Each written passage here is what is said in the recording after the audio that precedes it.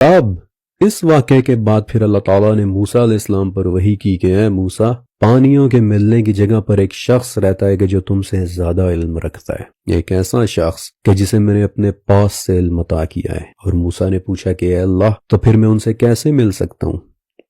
موسیٰ علیہ السلام نے یہ سوال و جواب کیسے کیے؟ آف کورس وہ کلیم اللہ تھے، واحد شخص تھے کہ جن کے ساتھ اللہ تعالیٰ نے ڈائریکٹ کلام فرمایا ہے۔ تو اللہ تعالیٰ نے حکم دیا کہ موسیٰ اپنے ساتھ ایک مچھلی لے لو، اور جہاں وہ مچھلی گم ہو جائے پس وہیں تمہاری اس شخص سے ملاقات ہو جائے گی۔ اللہ تعالیٰ سے ملی ان ہدایات کے بعد پھر موسیٰ علیہ السلام نے اپنے لیے ایک خادم سلیکٹ کیا، اور بہت سوچ سمجھ کر وہ خادم سلیکٹ کیا، کیونکہ حدیث سے پتہ چلتا ہے کہ ان خادم کا نام یوشع ابن نون تھا۔ ونس اگین نون، مچھلی۔ اور انہیں کہا کہ بات سنو، تمہارا کام صرف اتنا ہے کہ جب یہ مچھلی گم ہو جائے تو مجھے فوراً بتا دینا۔ پھر اپنے ساتھ ایک مچھلی لی، نمک لگی تلی ہوئی فرائی ہوئی مچھلی، اور وہ لوگ اپنے سفر پر چل پڑے کہ جس پر نکلتے وقت موسیٰ علیہ السلام نے کہا تھا کہ اب تو میں چلتا ہی رہوں گا یہاں تک کہ میں پانیوں کے ملنے کی جگہ تک نہ پہنچ جاؤں، خواہ کہ مجھے سالہ سالی کیوں نہ چلنا پڑ جائے۔ اب یہاں سے آگے میں ایزیوم کر رہا ہوں کہ آپ نے سورہ کہف کا یہ واقعہ پڑھا ہوا ہوگا،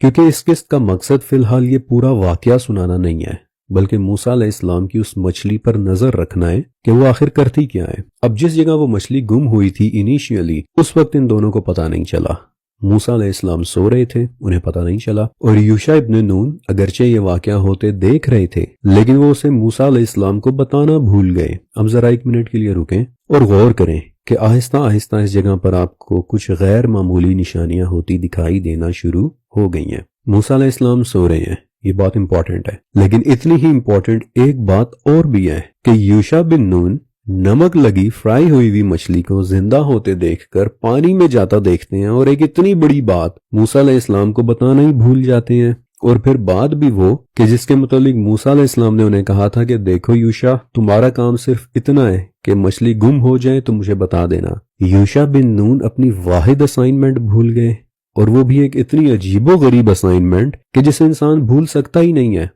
اگر آپ اپنی آنکھوں سے فرائیڈ مچھلی کو زندہ ہوتے پانی میں تیرتا دیکھنے لگ جائیں تو کیا یہ ایک ایسی بات ہے کہ جسے آپ فوراً بھول جائیں گے؟ آف کورس ناٹ، بلکہ آپ فوراً سب کو اکٹھا کر کے یہ عجیب و غریب واقعہ سنائیں گے کہ ابھی میں نے ایسے ہوتے دیکھا ہے۔ اب سعید بن جبیر اس جگہ یعنی اس چٹان کے متعلق بھی ڈسکرائب کرتے ہیں کہ جہاں پر وہ پورٹل موجود تھی، ایک چٹان تھی کہ جسے دیکھ کر نمی سی کا احساس ہوتا تھا کہ جیسے وہ گیلی گیلی ہو، اور اس کے آس پاس کافی ٹھنڈک تھی۔ اس جگہ کا ٹمپریچر باقی جگہ کی نسبت تھوڑا مختلف تھا۔ پھر سعید اس مچھلی کے زندہ ہونے کے طریقے کو بھی ڈسکرائب کرتے ہیں، جسے سعید ابن جبیر کے علاوہ ابن کثیر، طبری اور سفیان رحمۃ اللہ علیہ تینوں نے روایت کیا ہے کہ اس چٹان کے نیچے دراصل ایک چھپا ہوا آب حیات کا چشمہ تھا کہ جس کے متعلق کسی کو علم نہیں تھا کہ وہ وہاں پر ایگزسٹ کرتا ہے۔ آب حیات یعنی ایک ایسا پانی جس کے متعلق سعید کہتے ہیں کہ کوئی مردہ چیز ایسی نہیں کہ جس پر اس پانی کے چھینٹے پڑیں اور وہ چیز زندہ نہ ہو جائے۔ اچھا، آب حیات پڑنے سے وہ مچھلی زندہ ہوئی، اور اب یہاں سے آگے کی ڈسکرپشن بہت ہی زبردست ہے۔ جب وہ مچھلی زندہ ہو کر پانی میں گری، آب حیات میں نہیں بلکہ کسی اور پانی میں، یہ کوئی دریا تھا، سمندر تھا، یا آسمان کے راستے والا پانی تھا، کوئی نہیں کہہ سکتا، کیونکہ یاد رکھیں کہ یہاں بہت سارے پانی ایک ساتھ موجود ہیں۔ یہ جگہ پانیوں کے ملنے کی جگہ تھی۔ اب جب مچھلی پانی میں گری تو ایک تو وہ زندہ ہو گئی، اور دوسرا الکہف کے مطابق اس نے ایک عجیب سا سرنگ جیسا راستہ بنا لیا۔ وہ راستہ کیسا تھا؟ مسلم کی حدیث کے مطابق اچانک پانی رک گیا، سب کچھ وہیں فریز ہو گیا، ٹھہر گیا، جو جہاں تھا وہیں رک گیا کہ جیسے سب پتھر ہو گیا ہو۔ اور مسلم کی حدیث کے الفاظ ہیں کہ طاقچے کی طرح کا ایک راستہ کھل گیا۔ آپ سمجھ رہے ہیں کہ اس وقت موسیٰ علیہ السلام کے لیے کسی طرح کا کوئی دروازہ کھل گیا تھا، کوئی پورٹل کھل گئی تھی۔ طاقچہ یعنی کسی جگہ اندر کی طرف داخل ہوتی ہوئی ایک opening. Okay, it gets even more interesting, ابھی اور بھی دلچسپ باتیں ہونی ہیں۔ جب موسیٰ علیہ السلام اس جگہ کی تلاش میں دوبارہ واپس پہنچتے ہیں تو چٹان کے ہر طرف دیکھتے ہیں، لیکن انہیں یہ سرنگ، یہ اوپننگ، یہ راستہ، یہ پورٹل دکھائی نہیں دے رہا ہوتا۔ سعید بن جبیر رحمۃ اللہ علیہ اور امام عوفی رحمۃ اللہ علیہ دونوں ابن عباس رضی اللہ تعالیٰ عنہ سے روایت کرتے ہیں کہ موسیٰ علیہ السلام نے چٹان کے چاروں طرف چکر لگایا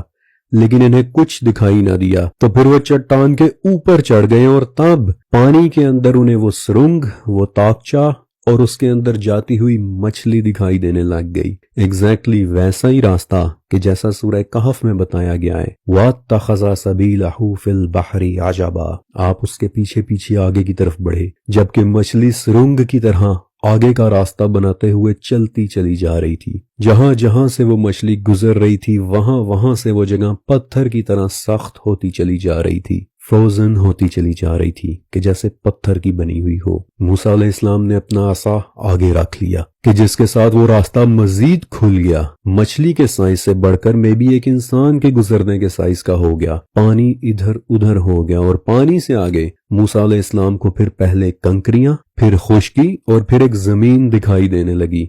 اور اس زمین میں پھر آپ نے ایک شخص کو سوئے ہوئے دیکھا کہ جو بیسیکلی حضرت خضر علیہ السلام تھے۔ اب اس سے پہلے کہ میں آپ کو آگے بتاؤں، let's hold on for a second, ذرا غور کریں کہ موسیٰ علیہ السلام چٹان کے ادھر ادھر تلاش کرتے ہیں، دیکھتے ہیں، لیکن انہیں کچھ دکھائی نہیں دیتا۔ لیکن جب وہ چٹان کے اوپر چڑھ جاتے ہیں تو انہیں فوراً سے وہ پورٹل، وہ راستہ، وہ اوپننگ دکھائی دینے لگ جاتی ہے، یہاں تک کہ اس میں آگے کی طرف جاتی ہوئی مچھلی بھی۔ اور پھر اس راستے کو مزید کھولنے کے لیے آپ اپنا عصا اس پر رکھتے ہیں، اور کیا ہوتا ہے؟ اچانک سے وہ راستہ مزید کھل جاتا ہے، اور پانیوں میں راستہ کھولنے والا ایگزیکٹلی یہی کام موسیٰ علیہ السلام نے ایک مرتبہ پہلے بھی کیا تھا سورہ شعراء میں، کہ جب فرعون کی فوج آپ اور بنی اسرائیل کے پیچھے پیچھے آ رہی تھی تو اللہ تعالیٰ کی طرف سے حکم ہوا کہ موسیٰ اپنے عصا کو سمندر کے پانی پر رکھو، اور اچانک سمندر پھٹا اور اس میں ایک راستہ کھل گیا، اور راستے کے دونوں طرف کا سمندر آپ کو ایسے دکھائی دینے لگ گیا کہ جیسے دو انتہائی بڑے بڑے پہاڑ ہوں۔ اور اپنے عصا کے ساتھ ایسا ہی ایک انتہائی غیر معمولی کام موسیٰ علیہ السلام نے تیسری مرتبہ بھی کیا تھا سورہ اعراف میں، کہ جب انہوں نے ایک بڑے پتھر پر اپنے عصا کو رکھا تو اس پتھر میں سے بھی 12 مختلف طرح کے پانی نکلنے لگ گئے، 12 مختلف راستے کھل گئے۔ موسیٰ علیہ السلام کا عصا ایک انتہائی معجزاتی انسٹرومنٹ تھا، یہ آسمانوں اور پانیوں میں دروازے کھولنے کی صلاحیت رکھتا تھا، اور موسیٰ علیہ السلام کے بعد ان کے عصا کو تابوت سکینہ میں بند کر کے اسے چھپا دیا گیا۔ وہ تابوت سکینہ کہ جو آج کہاں ہے یہ بات کسی کو بھی نہیں پتا، لیکن اب آپ کو پتا چلا کہ وہ اس کی اتنے زور و شور سے تلاش کیوں کر رہے ہیں، کیونکہ اس تابوت کے اندر ایک انوینسیبل قسم کی طاقت کا سورس چھپا ہوا ہے، راستے اور دروازے کھول دینے والا انسٹرومنٹ۔ اور اس سرنگ میں، اس راستے، اس پورٹل میں داخل ہونے کے بعد پھر موسیٰ علیہ السلام کسی اور ہی زمین، کسی اور ہی ڈیمینشن، یا پھر شاید کسی اور ہی عالم میں داخل ہو گئے، کیونکہ اب یہاں سے آگے قرآن و حدیث دونوں میں آپ کو یوشع بن نون کا کوئی ذکر نہیں ملے گا، یعنی ان کے وہ خادم کہ جو پورے سفر میں ان کے ساتھ ساتھ تھے، لیکن اب یہاں سے آگے آپ کو ان کا کوئی ذکر نہیں ملنا، کیونکہ وہ اب پیچھے اسی ریلم میں رہ گئے ہیں کہ جو شاید ہماری دنیا تھی۔ اچھا، اب موسیٰ علیہ السلام آگے چلتے ہیں، اس زمین میں نکل آتے ہیں کہ جہاں انہیں خضر علیہ السلام سوئے ہوئے دکھائی دیتے ہیں۔ اب نوٹس کریں، اس پورٹل کو کراس کرنے سے پہلے موسیٰ علیہ السلام کو بھی اس جگہ پر تھکاوٹ محسوس ہوئی تھی اور وہ سو گئے تھے۔ اسی جگہ پر یوشع بن نون کو بھی ایک اتنی بڑی بات بھول گئی کہ فرائی مچھلی زندہ ہو کر پانی میں چلی گئی ہے، وہ یہ بات مینشن کرنا ہی بھول گئے۔ اور اس پورٹل کو کراس کرنے کے بعد خضر علیہ السلام بھی جب موسیٰ علیہ السلام کو دکھائی دیے تو وہ سوئے ہوئے ہی دکھائی دیے۔ اور یہاں سے آگے موسیٰ علیہ السلام نے جو واقعات ہوتے دیکھنے ہیں،